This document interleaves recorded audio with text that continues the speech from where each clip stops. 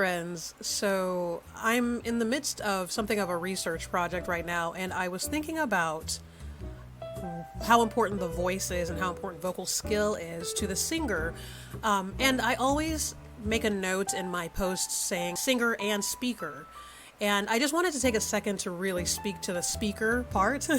Maybe I will do a proper YouTube video at some point in the near future, but for now, this is what I wanted to do. It is very important that speakers understand vocal technique and have vocal technique and pursue vocal health. One of the big things that I've noticed when I've even just watched YouTubers and watching speakers period, I go to events where people are speaking, things like that. And then of course, being an actress, I'm very familiar with and have had many experiences with voices that needed me, that were not singers. When I see a speaker who has to work with a lot of effort to speak, and that's what they do, that is something that hits me, and I've seen that quite a bit with speakers. Like if you're losing your voice all the time, or you struggle to speak at a certain point of the day, a lot of speakers don't realize that things like that are not okay.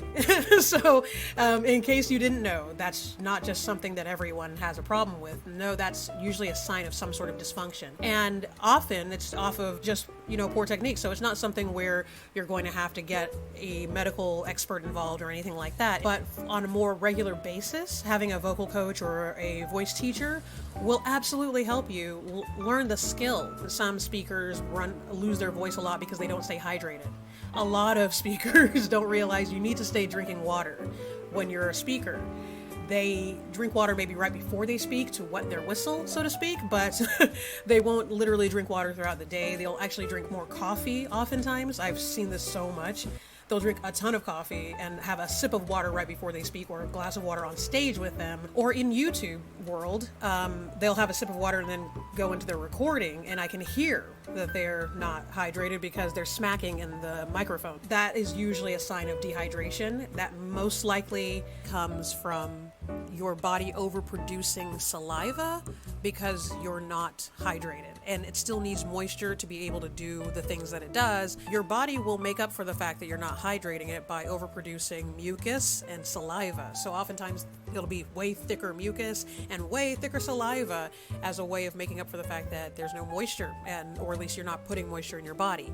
And so I would love to tell every YouTuber, can you please drink plenty of water the day of recording, not an hour before or minutes before, the day of recording throughout, so that by the time you have to record, you are fully moisturized. And you can take all the breaths you need to take and all the things to speak without being worried about drying out really quickly and smacking into the microphone. I'll see speakers who struggle to speak, especially later in the day. I will see speakers who struggle with breath, like they struggle to speak for long periods of time. You'll see them speak all the way to fry, like speak to the point where they're not putting breath behind the sound because they've lost it.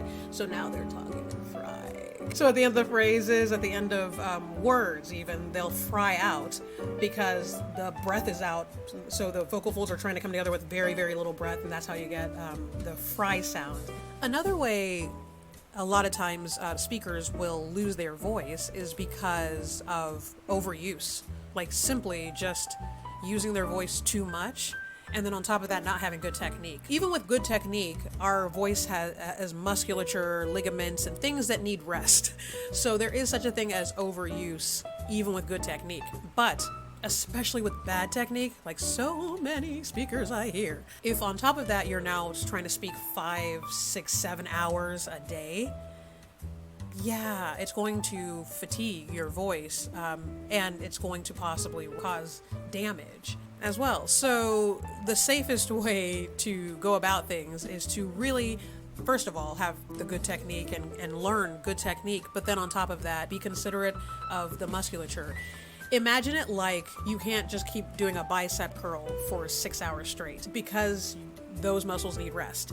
And so the voice muscles need rest as well. Other than professional vocalists or people who take their voices incredibly seriously, regular folks, even people who are in positions of leadership, don't really consider their voice as something they need to be aware of beyond. I mean, try not to scream or yell for no reason. But other than that, I'm fine, yeah? No, no, no, no, no, no, no, no. There's a lot of other ways you can possibly damage your voice, and if nothing else, fatigue and lose endurance. So the more technique you understand, the more skill you have, the more muscle memory, because that's the biggest thing. When you go into voice lessons, you are learning the muscle memory of good technique. You don't want to have to think about this stuff every time you're speaking. Can you imagine? You don't want to have to think about placement. My sound should be here, and I'm in my mask, and I take my deep breath, and that's too much. And then it is very, very difficult to be organic, in the moment, sincere, and focus on the right things if you're constantly thinking, my voice, my voice, my voice.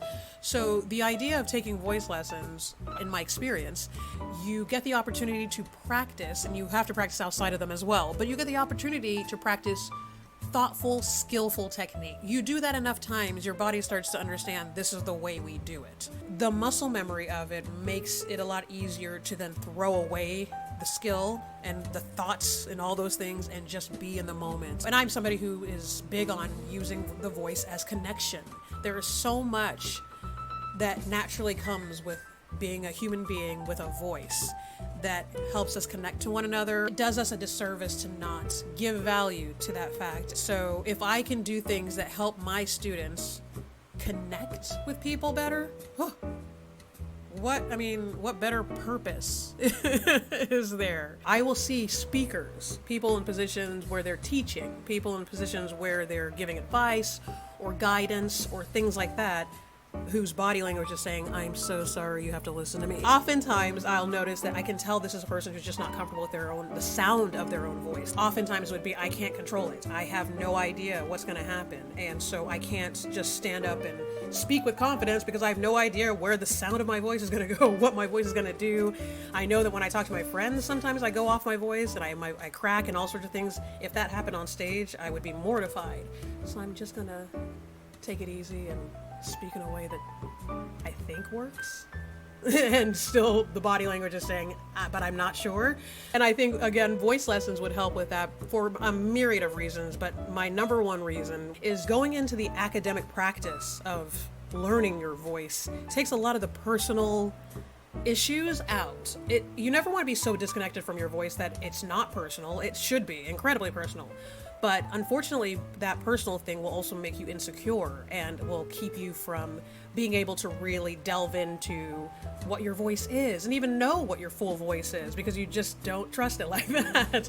And so when you take voice lessons, you don't have to even worry about trusting your voice. Let's say I'm teaching you. You're basically giving it over to me, and that's my responsibility to take care and teach you how to take care of your voice. When you're in our lessons, we're focusing on, okay, tongue placement, jaw tension, throat tension, head voice, placing it in the mask. There's so much academic thought, and it's so skillful. Like, it's so something you can learn, you can practice, that it takes the mystique and fear out of figuring out your voice. It also takes that lack of control feeling out of it. And so now it's like, okay, now I know when I come off my voice, it's probably because I didn't take a deep enough breath. So next sentence, I'm gonna take a proper breath. Okay. And now you have enough breath to energize your voice. And that comes from the knowledge you gained taking voice lessons. So yes, speakers should take voice lessons and take their voice seriously. Yee.